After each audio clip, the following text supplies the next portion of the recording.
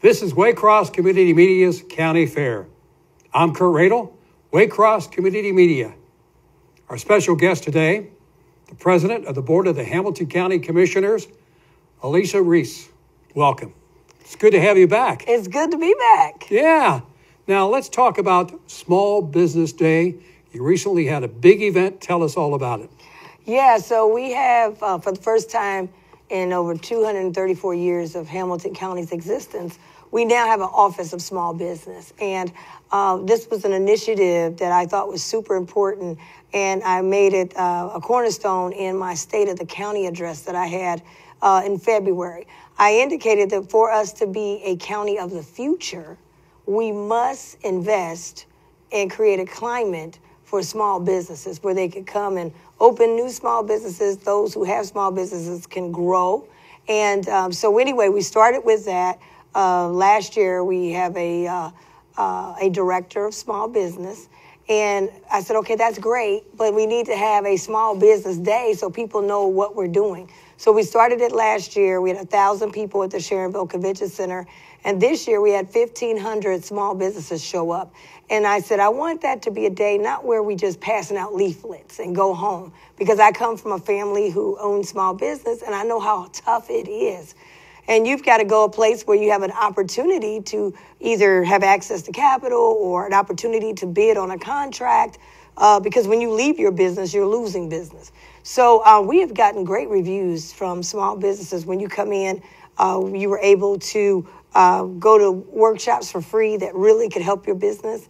We have what we call a deal room. That's the room where we pair up people who are looking for contractors and small businesses, and then small businesses who are ready to go and are looking to be able to have the contract. So you get 10 minutes to sell your business and tell them about you, and they tell about themselves, and it really connects the small businesses. That has been a major hit. We've been able to connect a lot of small businesses with business opportunities.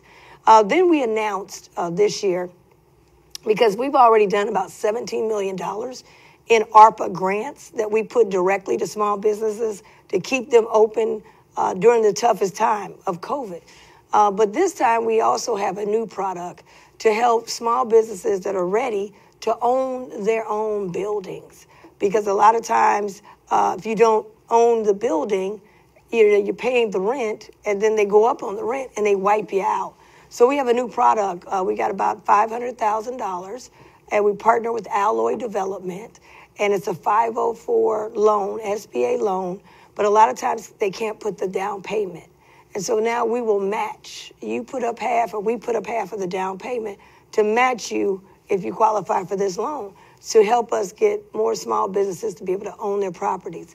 The other thing we do, we got a facade program that we're doing with municipalities, so that in their business districts, you can upgrade the facade and the windows, and the place looks nice.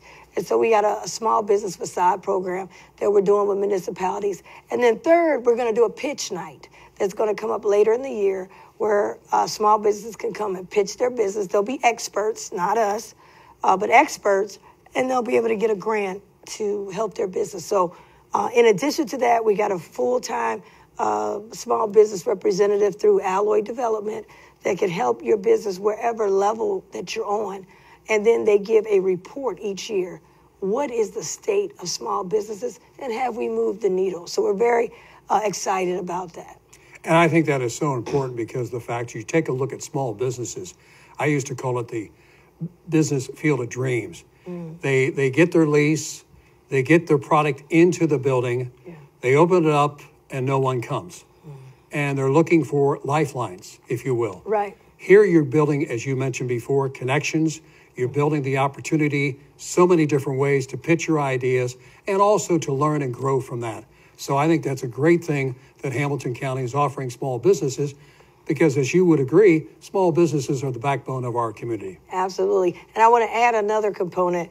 When I got elected, we had only spent $1,400 with minority businesses in one of the quarters. I said, $1,400, that's not acceptable. We collect taxes from everyone, and everyone should be able to participate. Well, we now have a program, an MBE WBE program, that works with minority businesses through Mr. Robert Bell to connect them with county opportunities as well. And so just a lot going on for small businesses and for us to do a better job than we've done and create a permanent infrastructure for small businesses, I think is great. Let's also move on to the relief bus support and give us a report on that. Yes, the 513 relief bus is near and dear to me, and I always say it's near and dear to Waycross because I had a relief-a-thon when I first got elected because we had $158 million. How do you get to it? Who has it? What phone number? And we did in this very studio history-making relief-a-thon for 2 hours and connected people to services. But what I found was, okay, that was a one day. We've got to go a step further. And so now we made it permanent with a 513 relief bus. We started out with a mammography bus that we wrapped, and we went to 79 locations. I went to 74 of them because people didn't know what we were doing. But now we have a brand new 513 relief bus, state of the art.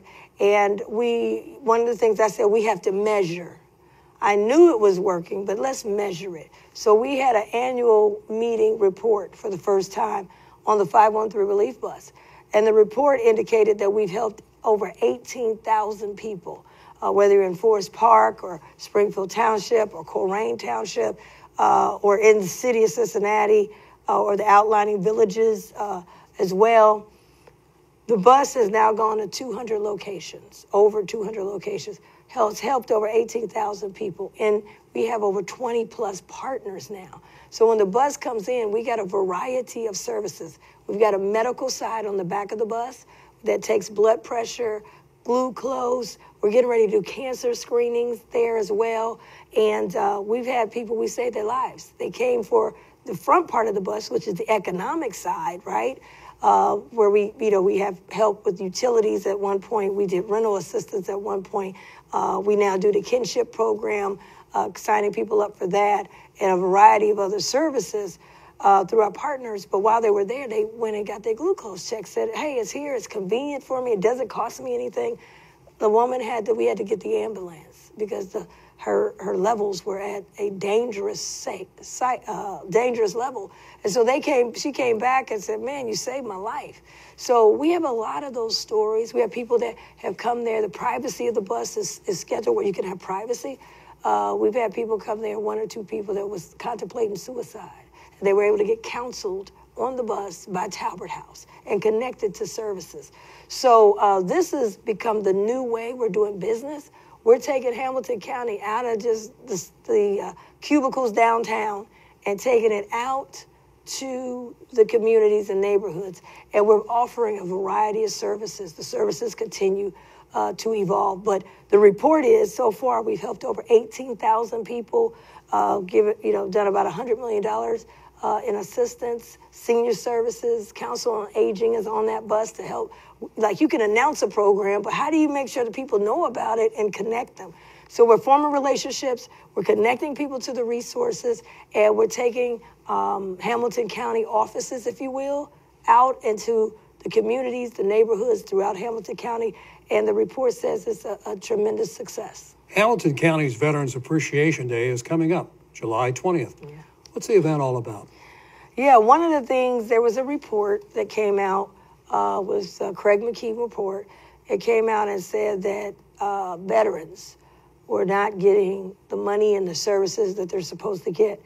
And this is my first term on the commission, and it's a lot to learn about Hamilton County, how it works, because there are a lot of things that are state laws that it hand ties us and not able to have the freedom. So I want to know how the Veteran Services was set up. And so for many years, we funded based on what they request. You can only give what they request. And that's what we're doing. I kept saying, I want to do more for veterans. I want to do more. And I was told by the administrator, you can't unless they request it. And so it was a really tight time, because one of the things for me is, don't mess with my veterans, don't mess with my senior citizens, and don't mess with my babies. Those are the 3 things that get me going. And my grandfather proudly served this country in the Navy. And my sister-in-law is in the Air Force. She is a veteran of the Air Force. So I said, man, my grandfather would be turning over his grave if he knew we need to do more. So anyway, we now have a partnership. I came up with this idea. I said, listen, we need a Hamilton County Veterans Day. We don't have it. We got different areas that have something. And not do it on Veterans Day, but to have a major county-wide event. And so I was able to get in the budget $200,000. I said, I want to do it in one of the stadiums that the taxpayers, we own the stadiums. And in the contract, we're supposed to be doing community days, and we've never exercised them in 20 years. So anyway, for the first time, we will be exercising that. We're going to do it at Great American Ballpark.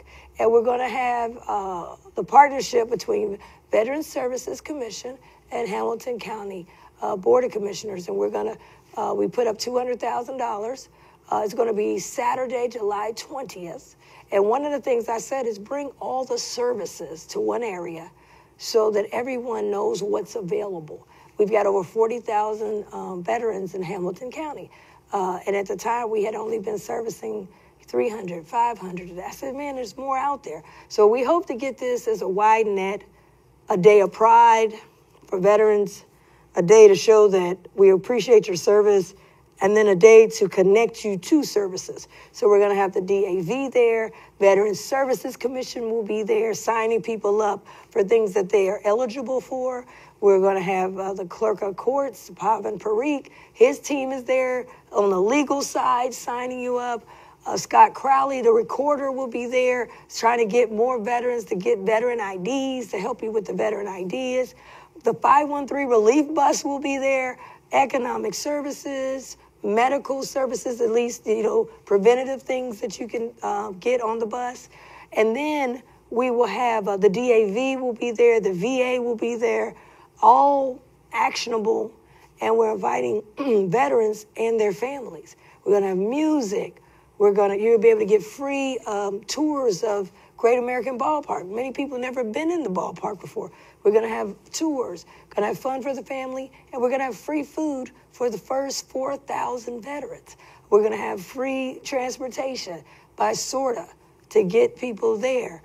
We already provide funding to get them to their medical appointments. And then we're going to have free parking for those who drive. So we're making it, take down these barriers.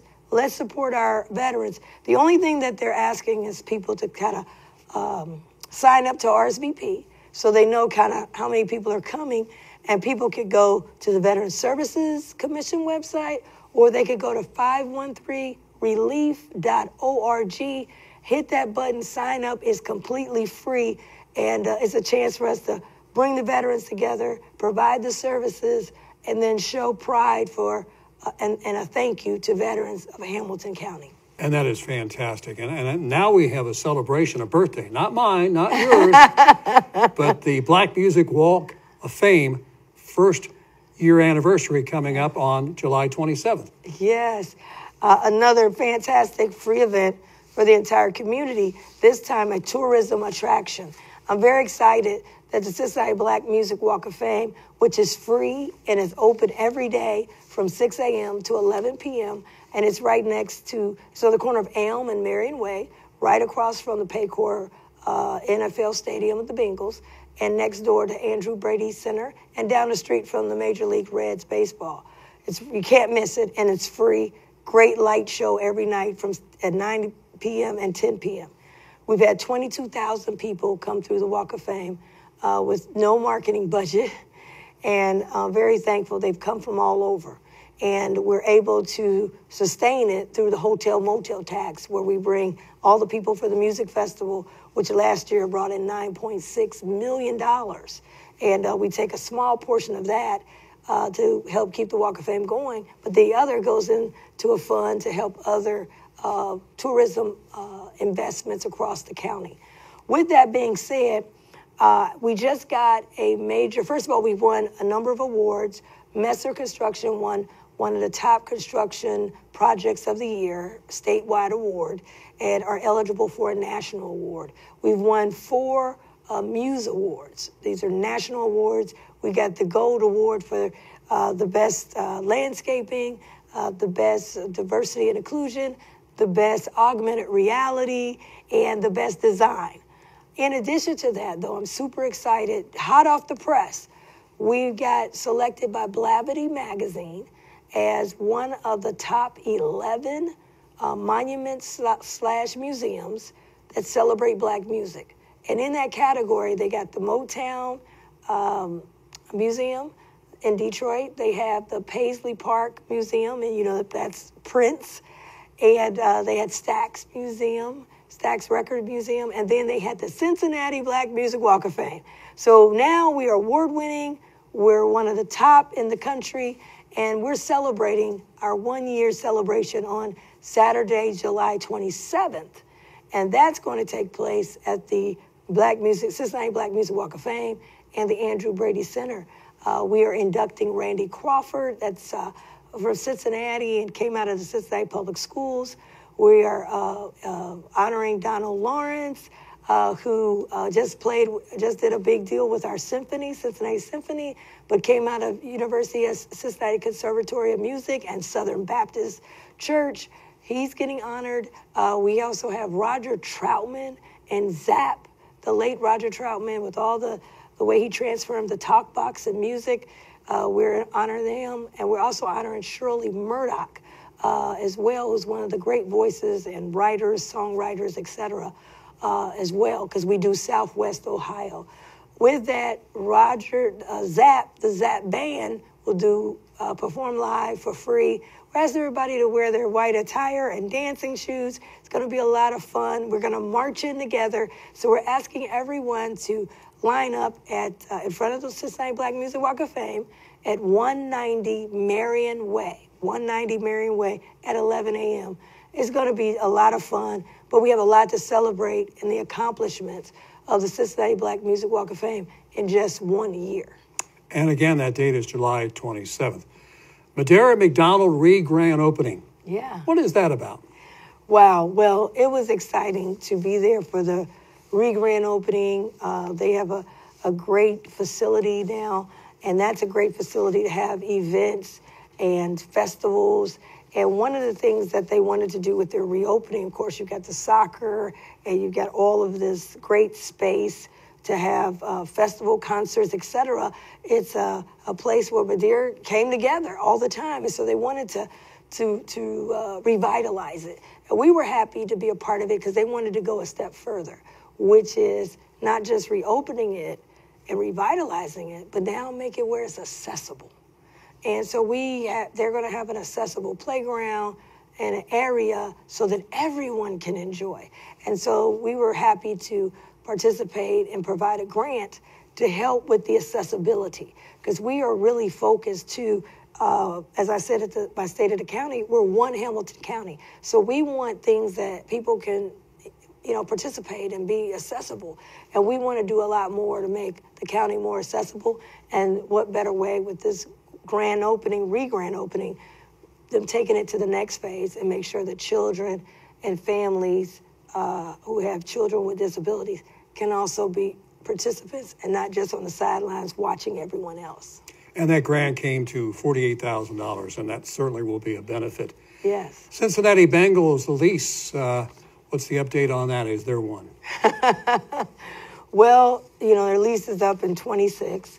And one of the things that is important, I think, as we're moving forward, at least from my perspective, is, of course, I'm a huge Bengals fan, but when we go to the table, I have to represent the taxpayers and the homeowners. And as you know, I've been a fighter against these high property taxes, even though the state kind of controls it. I've been trying to get, we had $5.7 million trying to help people pay. I've called for the governor to put a freeze until the state can get it together with a good formula. Still waiting to hear back from the governor, but I've been a fighter for that. In the Bengals lease, they're supposed to be getting 30%. Homeowners are supposed to get a 30% portion of that in a rebate. It only has been realized 3 times in 20 years, and I was able to get one of them when I first got elected. Each year we have to vote on it. I've been disappointed that I haven't been able to get the 30% the last 2 years, particularly now when homeowners are struggling. But I'm still fighting for that. So when we talk about the lease and talking about opening everything up, we've got to make sure that the reason we struggled to get the 30% from the homeowners was that it was advertised, but it was never in the contract. And I want to make sure now, whatever we advertise, that the taxpayers' portion is also in the contract. And so that's one of the things I would like to see. As we move forward, we're doing $39 million in upgrades of the stadium as we get ready for this season. And so that's moving forward that the county did vote on. But it is time for us to sit down and open this piece up and the whole piece up and figure out where do we go from here. For me, it's the taxpayers can't pay 96% of the cost. The old contract, taxpayers are paying 96%. There's no team in the country that has that deal. What that means is if you keep a stadium that's older, it's like an old car. When you have an older car, you don't have a warranty anymore. You're paying top dollar, and all of a sudden the engine goes out, and the radiator ain't working, and so now you got all this racked up cost because you have an older car. And so I want to make sure we don't, as taxpayers, get stuck with the older car, which is the stadium, and we're paying 96% of all of the maintenance. When you do that, it's going to be more expensive because it's older. You don't have warranties anymore. So I'm concerned about that. My number one thing is kind of reducing that cost, getting a more a fair deal in terms of taxpayers. It's kind of lump-sided. Taxpayers paying 96%, team paying 4%. That's not a partnership. So I'm glad they've asked the NFL to get in, and that's one of my things was the NFL got to put skin in the game, but we got to make sure they put the maximum skin in the game. Don't give us Cincinnati the short end of the stick, and then you go to these other places like Tennessee and others, and you're putting hundreds of millions, and you're giving us 50 million. So we've got to make sure that we have some equity there. So we have to diversify the funding model. We've got to reduce the 96% of maintenance costs on taxpayers, and we've got to figure out how to share in the revenue so that we can kind of get the cost off the backs and have a more partnership. So I'm looking forward to us getting there. The administrator is leading that effort, and every day I'm asking him, hey, when are we going to get busy? Because I think we owe it also to Bingham ownership not to keep them hanging. It's time to get to the table, and so I'm trying to push us getting to the table. But I also want kind of new thinking. And how do we do this? How do we get more state money into this? How do we get more NFL money, equitable to what they did at other teams? And I'm not talking about just new stadiums. They did an upgrade stadium, and I think it was like $158 million. They put in 100. So, we want to make sure that we are being respected. And then I want more events in those stadiums, both stadiums. When they sit there, they're empty, they're not being used, and we're paying a bill. Whether we have something in there or not, there's a bill that has to be paid, and the taxpayers are paying the bill. So we've got to get more events. I've asked them to go after the WWE festival that went to Cleveland and not Cincinnati, and we should have had it, and I'm telling them to go back after it because it brings in 100,000 people. They use big stadiums. So I want to see more events, not 1 or 2 concerts a year. I need more events, and I think we should hire a third party that's what they do, and let them be out there and be hungry to bring more stuff in here to bring more revenue. Commissioner Reece, thank you for being with us. Thank you for having me. This has been the County Fair. I'm Kurt Radel, Waycross Community Media. We'll see you next time.